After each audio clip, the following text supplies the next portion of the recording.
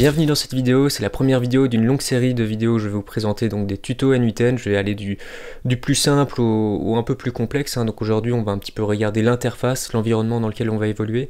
Le but de cette série c'est vraiment de vous donner un maximum de valeur gratuitement pour que vous n'ayez pas spécialement à payer des formations qui coûtent 500 €. Donc si vous avez envie de voir le reste, n'hésitez pas à vous abonner, à mettre un commentaire et comme ça booste un petit peu l'algorithme et moi ça me fait super plaisir.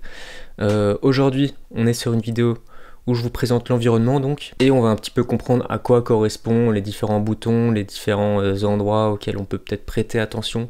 Donc tuto assez simple pour les niveaux vraiment je pense 0, hein, ceux qui vraiment découvrent la plateforme.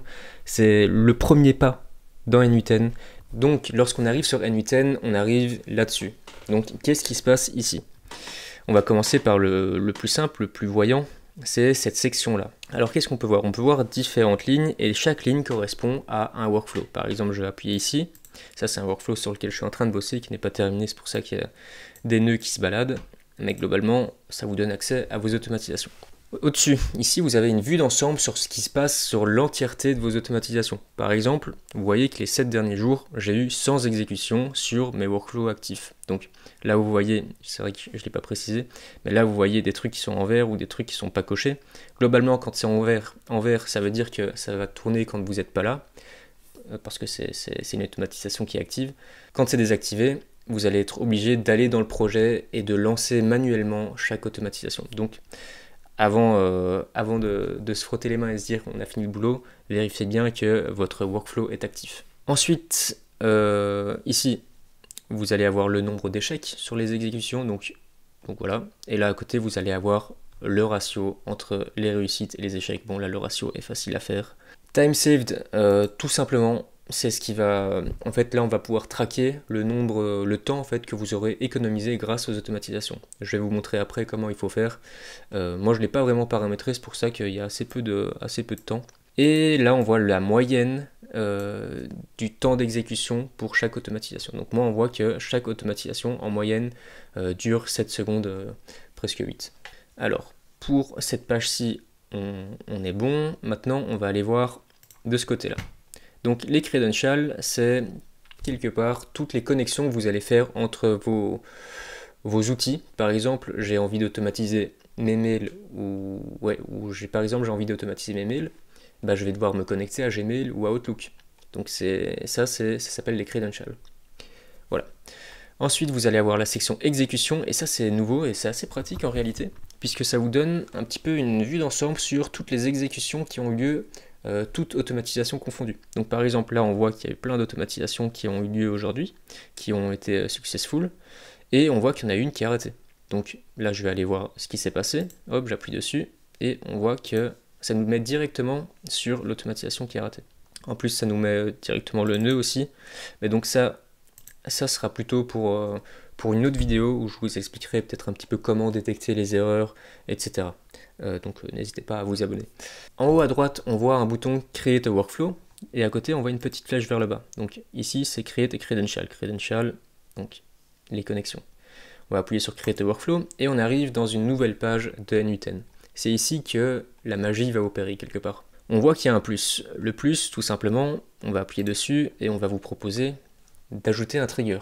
Le trigger, ça va faire l'objet d'une autre vidéo aussi, mais c'est ce qui va vous permettre de commencer vos automatisations, vraiment de déclencher une séquence opérationnelle, si on veut. Donc là, je vais prendre l'exemple d'un trigger click. Ici en dessous, vous allez avoir le bouton Execute Workflow. Donc le bouton Execute Workflow, ça va être tout simplement lorsque vous êtes en train de tester vos workflows, eh bien vous pourrez appuyer ici dessus et comme vous allez voir, ça va passer au vert tout simplement parce que on a lancé quelque chose. En bas à gauche, pardon, on voit qu'il y a des boutons pour zoom, dézoom, recadrer, et ça c'est pour mettre un peu d'ordre. Je vais essayer de vous montrer ça simplement. Imaginons que vos nœuds ils sont un peu mis n'importe comment. Là vous appuyez ici, puis ça se remet droit. Donc ça permet d'avoir un truc toujours un peu clean, c'est toujours plus simple de s'y retrouver quand c'est bien structuré. En haut à gauche, vous allez avoir la possibilité de changer le nom du workflow, et puis là vous allez avoir la possibilité d'ajouter des tags. Les tags c'est hyper intéressant lorsque vous avez peut-être plusieurs projets de plusieurs clients sur la même instance N8N, donc le même compte N8N, ou alors tout simplement si vous avez différents pans de votre activité et que vous voulez bien structurer les choses, ça permet aussi d'y ajouter un peu d'ordre, quoi.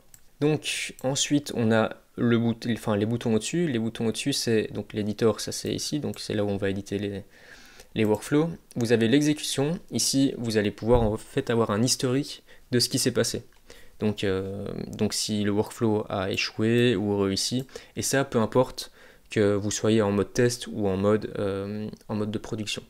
Donc production c'est lorsque votre workflow est actif et qu'il fonctionne dans la vie de tous les jours, on va dire. Ok, et là l'évaluation, ça honnêtement il faut pas s'embourber là-dedans, surtout si vous êtes débutant, ça va juste vous donner plus d'informations, enfin trop d'informations et vous allez juste vous y perdre. À droite on voit le plus, et donc là ça va vous permettre, c'est l'endroit en fait où vous allez pouvoir rechercher toutes les applications que vous allez connecter dans votre workflow. Par exemple, j'ai envie de connecter un drive, bah, je vais mettre drive. Et vous voyez ici, le drive est là. Maintenant, si par exemple j'ai juste envie de voir les applications qui sont disponibles, je peux aller dans Action in App, et là on voit qu'il y a tout un tas d'applications qui sont automatisables, enfin tout un tas d'outils qui sont automatisables. Et donc voilà. De toute façon, sur ces trucs-là, il y a plein de choses à découvrir, donc je vais faire d'autres vidéos, ne vous inquiétez pas, on va pas tout voir dans cette vidéo aussi. En haut à droite, il y a le bouton Inactive et Active. En gros, ce qu'on va faire, c'est qu'on va activer le workflow. Donc à partir de ce moment-ci, le workflow est actif et il va se lancer tous les X temps, le truc que j'aurais paramétré ici. Il va se lancer en fonction de ce nœud-ci. Bref, ça on verra encore une autre fois. Là, je vais le désactiver. Le bouton Share, voilà, si vous voulez partager le workflow à des collègues ou autres. Le bouton ici, ça c'est pour enregistrer, donc dès que vous faites des modifications, et ben vous appuyez sur le bouton Save, ou sinon si l'application, enfin s'il y a une hidden bug, et que ça n'enregistre pas ce que vous avez fait, bon bah ça va être un peu emmerdant quoi. Et là vous allez avoir les 3 petits points. Donc 3 petits points c'est assez intéressant, il y a plein de choses à visiter là-dedans. Donc duplicate, c'est si vous voulez vraiment juste dupliquer le workflow.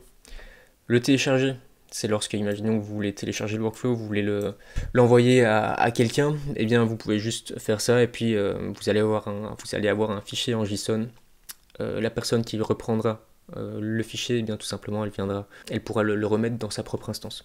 Alors par exemple, la personne, comment est-ce qu'elle va pouvoir remettre le template que vous allez lui envoyer, donc le fichier que vous allez lui envoyer? Et bien tout simplement par ici.